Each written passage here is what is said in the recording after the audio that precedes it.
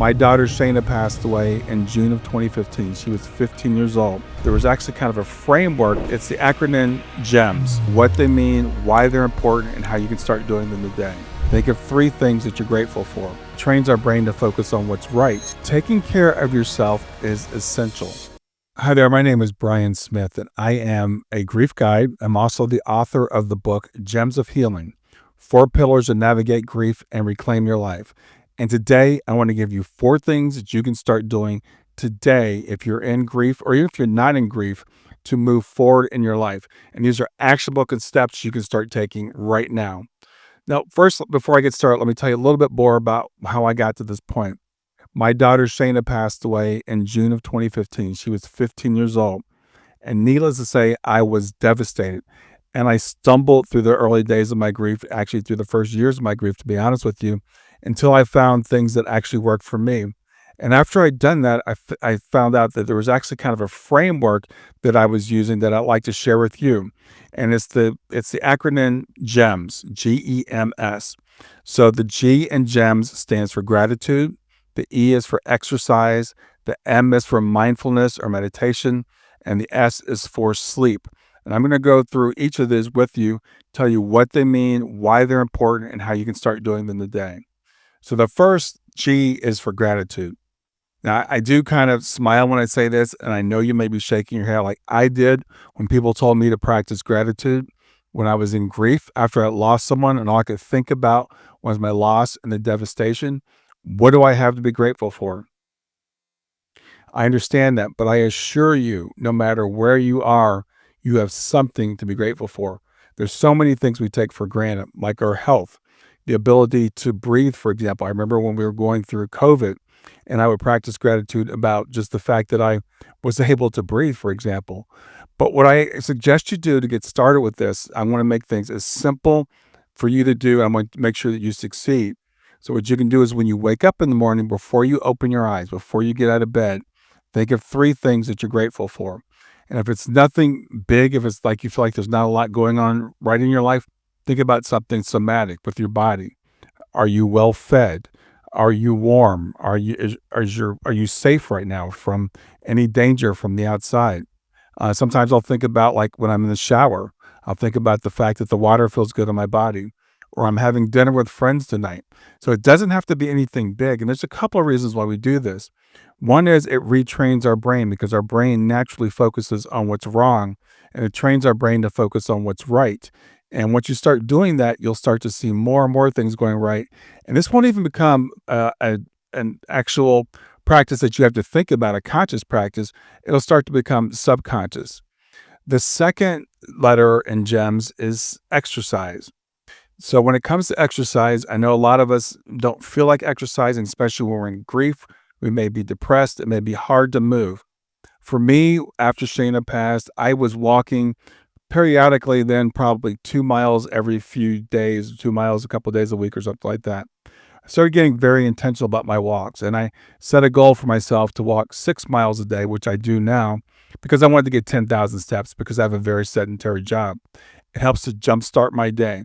Now, I'm not saying you have to do anything like that at all, but maybe start with a 5-minute walk or a 10-minute walk after a meal, after dinner, if you can. It actually helps to lower the spike in your blood sugar. Walking also, especially if you're out in the sun, it helps you produce vitamin D. It is a bilateral exercise. It's good for your brain. Walking is wonderful. But if walking doesn't work for you, find something else. I had one client, or one actually guest on my podcast. She liked to do powerlifting. It might be doing yoga. So whatever it is that gets your body moving. The M in GEM stands for mindfulness or meditation. Now, mindfulness is a meditation, especially as a word that can be very activating or triggering for people. Mindfulness is just really about being present and accepting your emotions without judgment. It doesn't mean stopping your mind. It doesn't even really mean slowing your mind down. It doesn't mean blocking out your emotions and feeling bliss. It could be as simple as sitting down and feeling your emotions and listening to your thoughts. And this does a couple of things. It helps you to realize that your thoughts are not you, that your emotions are not you. And eventually you'll learn to slow them down and maybe control them a little bit. But the first thing is just to make that observation. Doesn't have to be a long time, doesn't have to be 30 minutes. It could be 2 minutes at first, maybe 5 minutes. For me, I like to use an app called Insight Timer. So I like to time my meditations, and I do two meditations a day. I do one in the morning and one in the afternoon. So that's just what works for me. But just start with something small. Start with a 5-minute breathing exercise to ground yourself. Download the app Insight Timer. There are other ones as well. I don't get paid for Insight Timer, by the way, but download it and just start playing around with it, 5 minutes at a time. So that's mindfulness. The last one is self care.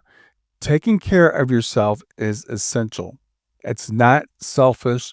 It's so that you can actually give more to other people. You can't pour out of an empty cup, for example. I like to think of us as rechargeable batteries. And as rechargeable batteries, if you've ever had one, you know that when it gets low, it doesn't even operate as well, and it can actually eventually, of course, run out. So it's important that we recharge ourselves. So whatever self care looks like for you, it's funny because someone asked me the other day, what's self care? It's different for everybody. For me, it might be because I work from home and I can control my own schedule. I might say, I'm going to watch a movie this afternoon instead of working. Self care could be, it could be going for a walk, like we talked about earlier. The other thing that the S stands for, it's actually for both self care and for sleep. Often, when we're in grief, our sleep patterns are interrupted. And I've seen people go either way, either sleeping way too much, avoiding the situation. If it's early in grief, that's okay. If you can get to sleep, get it because you need that break. But it could also be sleeping too little.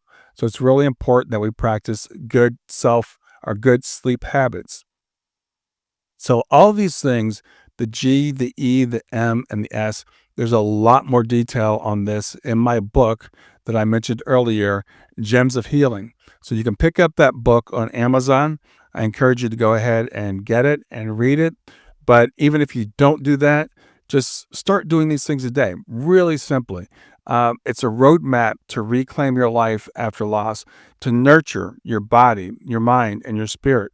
They're all really important as you're making this journey toward healing and toward growth. So if you have any questions, I'd love to hear from you. Drop them in the comments below or find me on Substack. I'm grief2growth.substack.com, grief numeral 2 growth.substack.com. And if you like, go ahead and pick up the book. Thanks a lot and have a wonderful day.